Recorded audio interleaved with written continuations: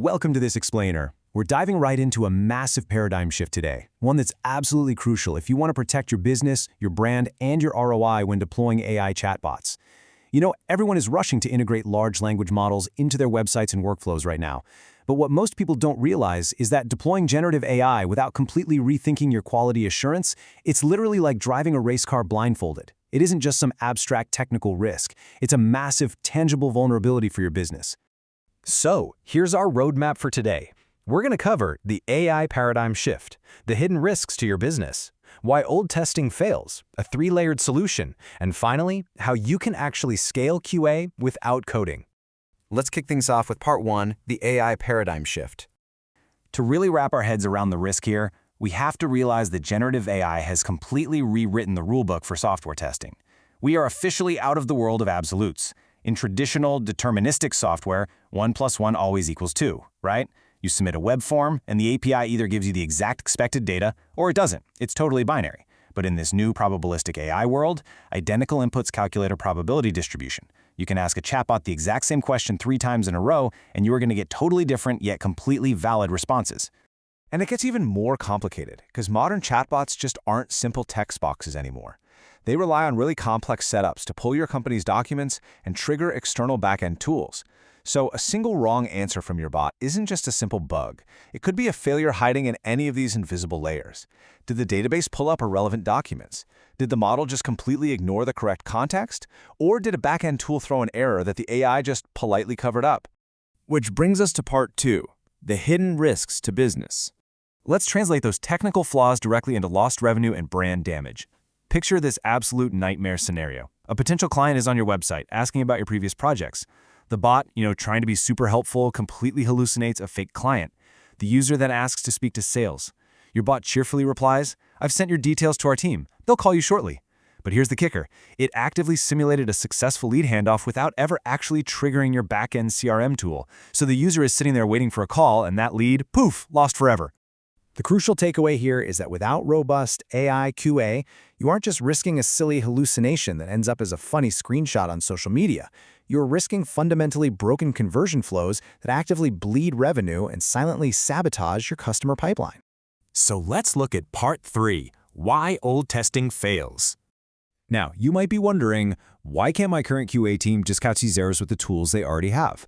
Well, traditional QA relies entirely on exact reproduction, but the sheer absurdity of AI bugs means a catastrophic error right now might miraculously fix itself 5 minutes later.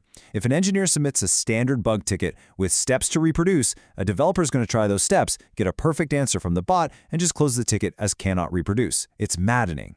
Plus, traditional exact match test scripts are just incredibly rigid. Imagine your QA script requires the bot to describe your product exactly as a web-based SaaS platform.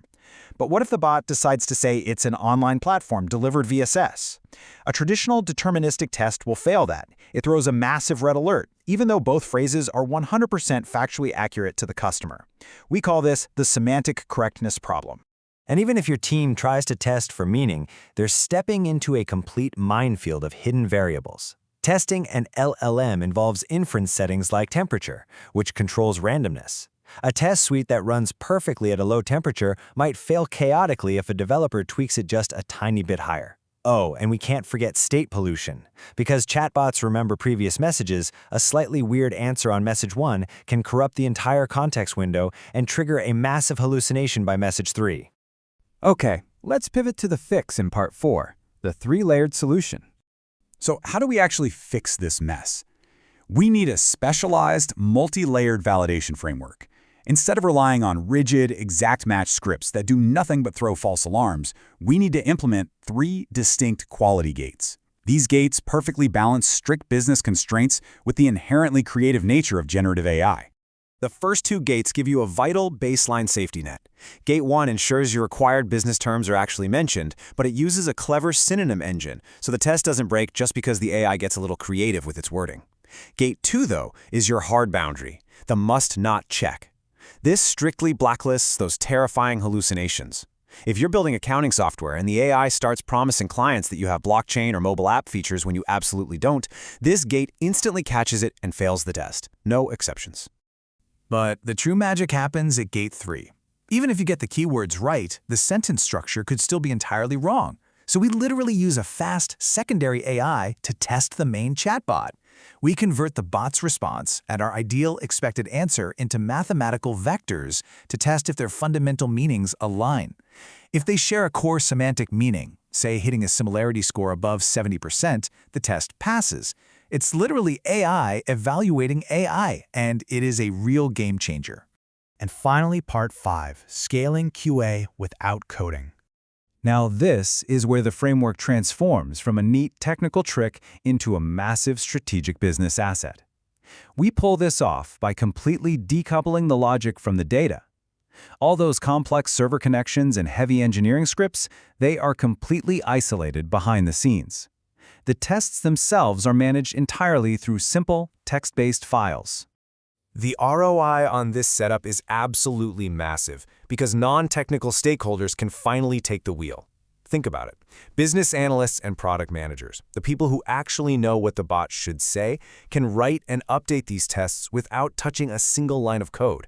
You can effortlessly scale your AI safety from 10 test cases to 10,000 without any architectural changes, and you can seamlessly track product updates just by changing text in a file. It is incredibly scalable. By embracing this adaptable, data-driven framework today, your business isn't just patching up current bugs, you're future-proofing your systems for the next frontier of testing. You're going to be perfectly positioned to test complex, stateful, multi-turn chats where the bot actually has to remember facts from 5 messages ago. You'll be ready for dynamic LLMs acting as the ultimate judges of quality, and you'll be able to simulate massive, real-world concurrency loads to guarantee your bot doesn't crack and hallucinate under pressure. Because at the end of the day, deploying AI without probabilistic testing isn't innovation, it's a liability. So, as we wrap up this explainer, I want to leave you with one critical question to ask your executive and technical teams tomorrow morning regarding your chatbot deployments. Ask them, is our AI actively protecting our brand, or is it just confidently pretending to? Thanks for joining me today, and keep asking the tough questions.